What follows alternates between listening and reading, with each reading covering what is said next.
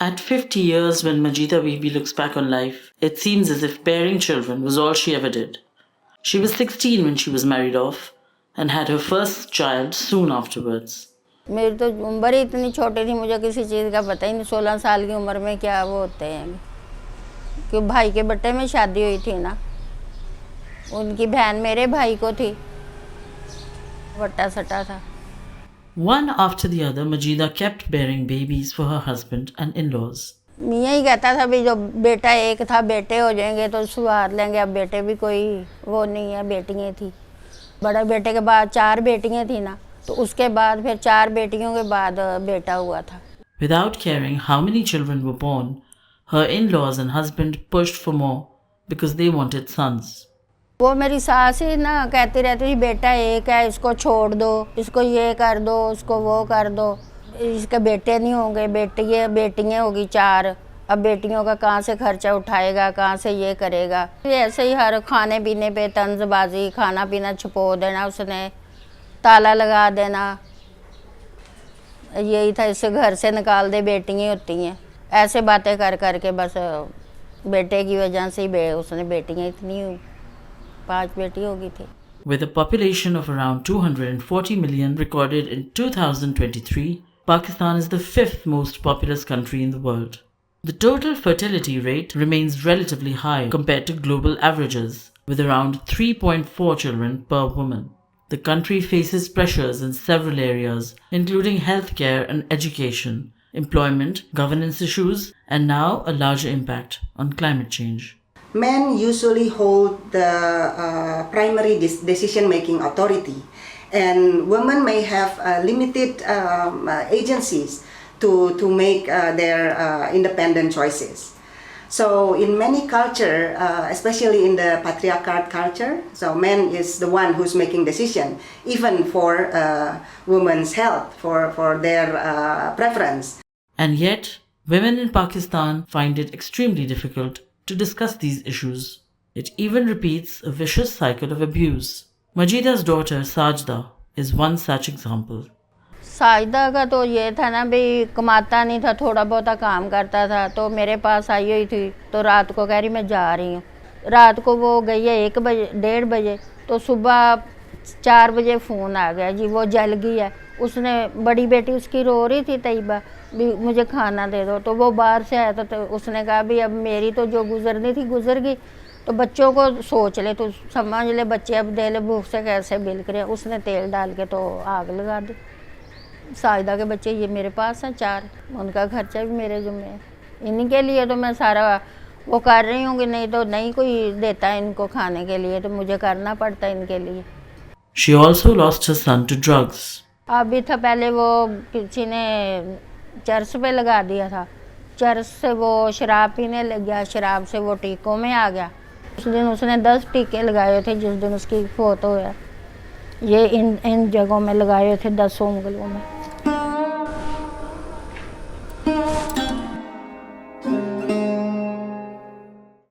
Many studies shows that adequate spacing between pregnancies will strongly associated with better health outcome of the children. So it's not only reduce the risk of maternal health related complication, but also reduce the risk of babies related health problem like preterm babies or even neonatal deaths. So yeah, definitely the decision making power is strongly associated with better health outcomes. Thousands of women have stories like Majida. Aisha, whose real name has been hidden, was struggling with 7 children, all unplanned and accidental, and a husband who would neither stop forcing her to have children nor earn for them. बात तो कभी नहीं हुई थी, लेकिन मैंने उनको ये ज़रूर कहा था कि मुझे ज़्यादा बच्चों की ये ख्वाहिश नहीं है, बल्कि पहला बच्चा भी मेरी ख्वाहिश से नहीं था। मेरे उस वक्त ये थे कि मैं अम्मी की तरफ ज़्यादातर रहती थी, अपने ससुराल में नहीं रहती थी, क्योंकि मियाँ साहब दुबई चले गए थे, तो मैं फिर अम्मी की तरफ ज़्यादातर होती थी। और मेरी ससुराल सास में ये था, सास ये चाहती थी कि मेरे पास ना आए, अगर मेरे पास आएगी तो ज़ाहिर है इसको ख़र्चा देना पड़ेगा, इसको खिलाई पिलाएंगे, तो इस हालत में भी है तो फ़ायदा कोई नहीं है। फिर मैंने अपने हस्बैंड से भी पैसे मंगवाए थे, वहाँ पे भी उन्होंने यही कहा था कि इसका कोई हक़ नहीं बनता कि उससे पैसे मंगवाए। फिर वो भी मैंने अपनी अम्मी से ही सारा कुछ किया, जो भी किया। फिर बच्चे होने तक यानी कि अम्मी की तरफ रही हूँ, खाना पीना हर चीज़ अम्मी की तरफ हुआ, यहाँ तक इलाज केस का सारा कुछ अम्मी की तरफ ही हुआ। Aisha tried to tell her husband after their third child that she was not ready for more. तीसरे बच्चे की दफ़ा मैंने इनको कहा था कि ना अब मैंने ना ऑपरेट करवाना है, मैंने नहीं इसके बाद लेना।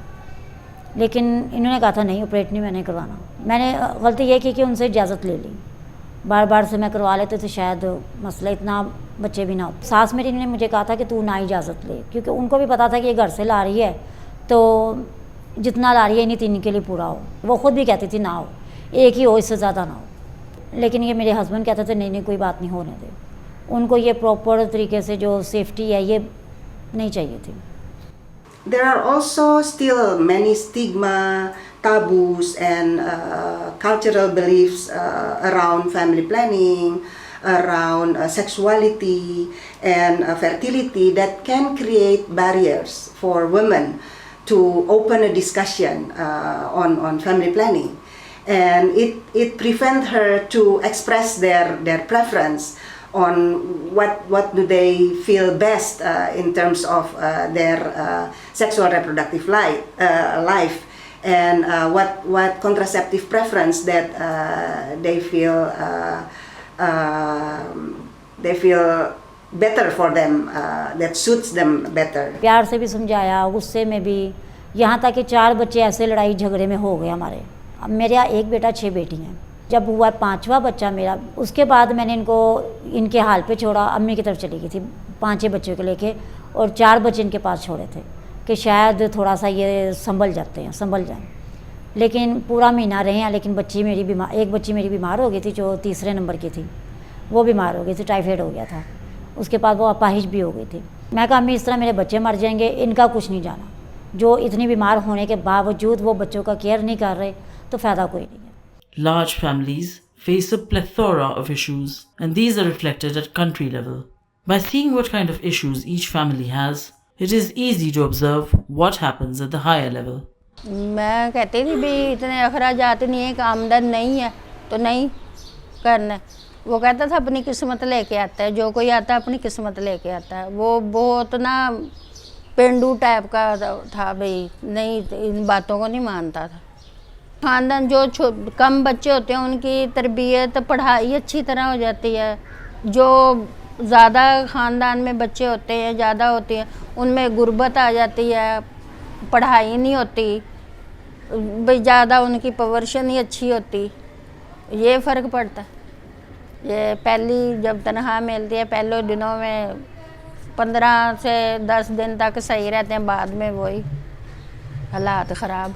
दवाई दुई के लिए, इलाज के लिए पैसे नहीं होते, यही पड़ता। फैमिली बड़ी होगी उतने ही रोले होते हैं, जितनी फैमिली कम होगी ना उतनी सुलझी हुई होगी, समझदार होगी। ये बड़ी फैमिली के रोले ही हैं, इसने ये कर दिया, उसने वो कर दिया, इसने इधर कर दिया, उसने उधर कर दिया, ये उस शिकायतें शिकवे ही नहीं मुकते हैं। 7 बच्चों के बाद फिर मैंने एक हिम्मत की। उस वक्त इतनी मैच्योर भी नहीं थी, समझ भी नहीं थी। 7 साल बाद बच्चा होना, फिर वो इतनी बच्चों में उलझ गई थी इतनी कि मुझे बाहर की दुनिया का पता ही नहीं था। फिर आखिरी बच्चे की दफ़ा मैंने हिम्मत की।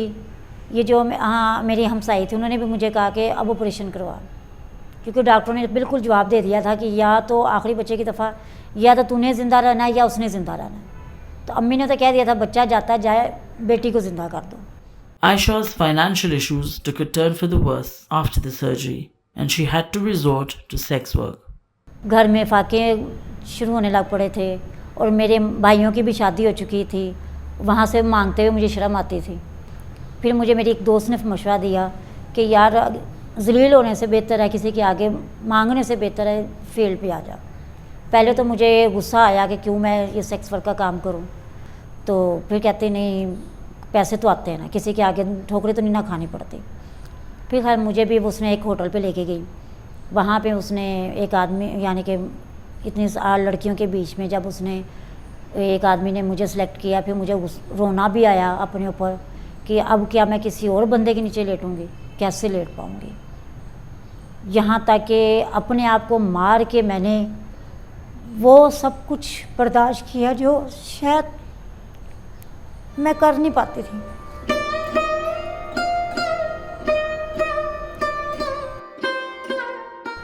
इतना कुछ समझ में नहीं आता था कि मुझे कुछ इतना करना पड़ेगा हर बंदे के नीचे सिर्फ पैसों की खातिर। क्या ज़िंदगी है। उनको मैं यही कहूँगी कम अपने अगर उनके हस्बैंड उनके साथ पूरा कोऑपरेट करते हैं फिर तो कोई नहीं। अव्वल तो आजकल जो दौर जा रहा है 2 बच्चों से ज़्यादा है ही कहीं नहीं, ठीक है। अगर जो कोऑपरेट करने वाले खावन अब उनके साथ तो फिर भी बंदा चलो कहता है 3-4 हो जाए। अगर जो खावन पहले बच्चे की दफ़ा आप देख लेते हो कि हरकतें उसकी बुरी हैं तो उसी वक्त या तो छोड़ दो या एक से बच्चा पैदा ही ना होने दो, उसी वक्त एंड कर दो।